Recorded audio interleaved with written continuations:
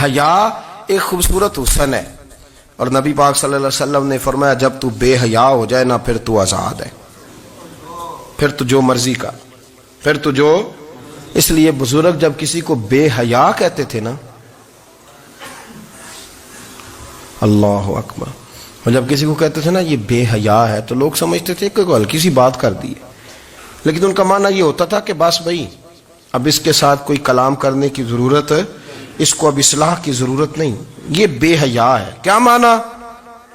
کہ اب یہ جو اس کے دل میں آئے گا وہ کرے گا، جو اس کی طبیعت چاہے گی وہ کرے گا، اب یہ کسی پہلو بھی قابو آنے کو تیار بے حیا ہو گیا. بے حیائی بہت بڑا عیب ہے.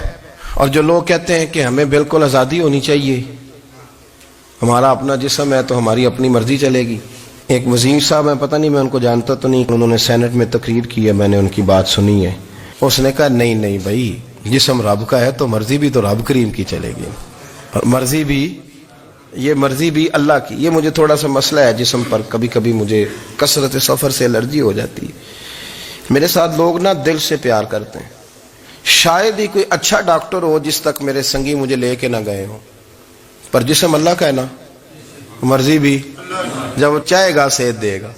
کیوں کچے کاموں میں لوگ پڑ گئے، کیوں غلط لوگ سوچ میں پڑ جاتے ہیں؟ یہ اسی کا ہے. اور جب وہ چاہے گا، آپ اس بات کو اچھے طریقے سے سمجھ لیں کہ جو اپنی مرضی چوکوں چوراہوں میں کر رہے ہوتے ہیں نا، جو مرضی گاندمند، وہ جانور ہوتے ہیں، وہ جانور ہوتے ہیں جو نہ چونک دیکھتے ہیں نہ گلی دیکھتے ہیں، نہ انہیں پتہ ہوتا ہے کہ جگہ کون سی ہے. وہ انسان، میں نے کہہ دیا جو میں نے کہنا تھا، میں نے کہہ دیا، وہ جانور ہوتے ہیں. اور جو کچھ انسان ہوتے ہیں نا، ان کے اندر کچھ نہ کچھ پھر شرم حیا بھی ہوتی ہے.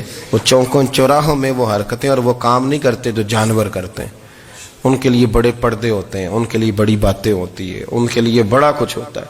جو بالکل آزاد ہو جائے، کوئی پتہ نہ ہو کس وقت کیا کہنا ہے کیا کرنا ہے، تو پھر وہ دائرہ انسانیت سے خارج ہو جاتا ہے.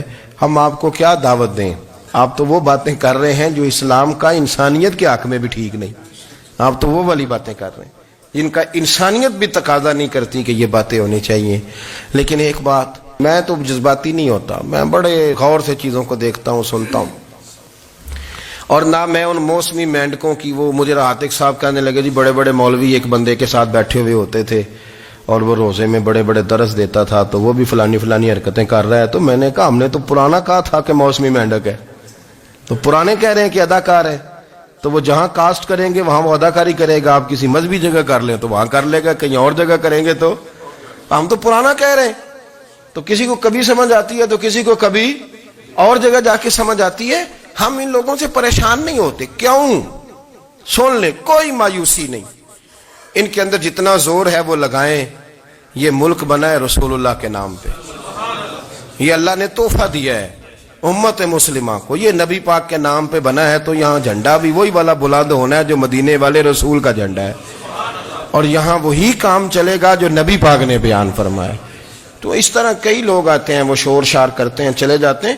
اتنے نہ پریشان ہوا کریں. بہت سارے لوگ تو بیچارے اس قابل بھی نہیں ہے کہ ان کا نام لیا جائے.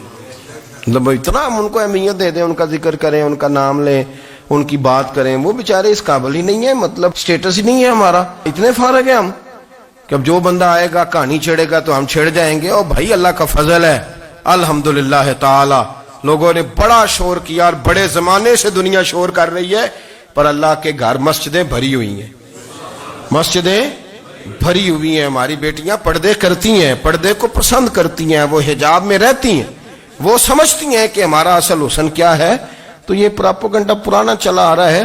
اس کا اللہ کے فضل سے امت مسلمہ پہ نہ کبھی اثر ہوا ہے اور نہ کبھی ہوگا انشاءاللہ. اللہ تعالی ہمیں حق پر استقامت عطا فرمائے.